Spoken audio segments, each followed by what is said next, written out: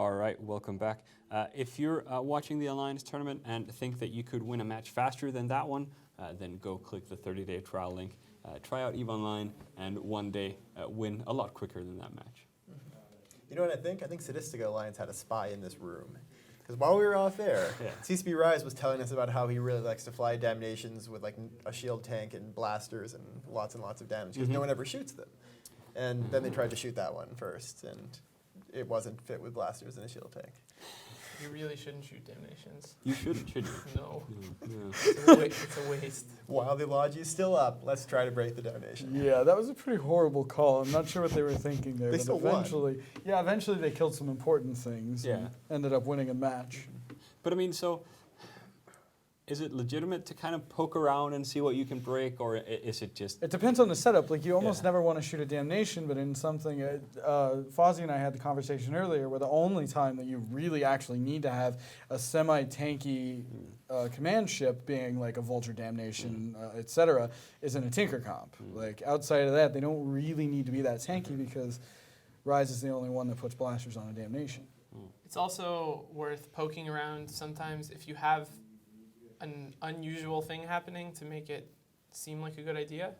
When the Damnation on their team is actually not moving, like he didn't move for the whole match and just had a smart bomb running, like that's not a good sign that he's a good target.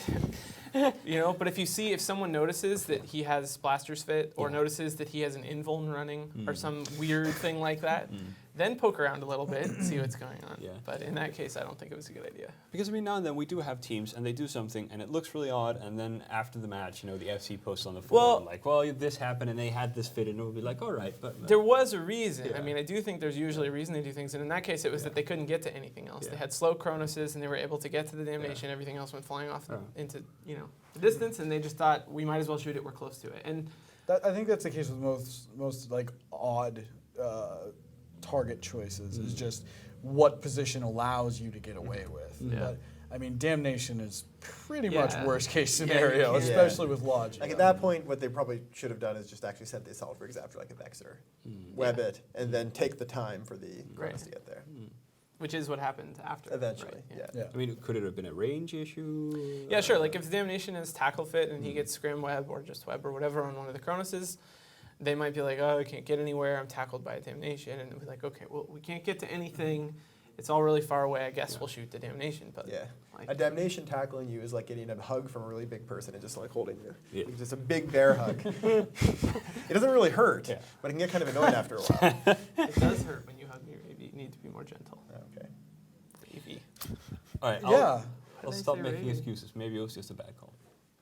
I mean, it was. But there's a reason But for yeah, it. it wasn't a bad call with no reason. It's just, in hindsight, I'm sure they agree that they could have done better. Lucky for them, it But they didn't didn't win. matter. Yeah. Like, I mean, Kronos they won eventually anyways. The Vigilant we were talking about as the match was beginning, not really the best tournament ship. It does a lot of damage, it has the webs, but it's not durable enough. And for this kind of thing, you really need a ship to be able to hold itself up well under reps. The Vigilant doesn't. Yep, kind of weak. Yeah, it's got 2-1 resist, so I mean, I believe it's going to have like higher armor and shield values.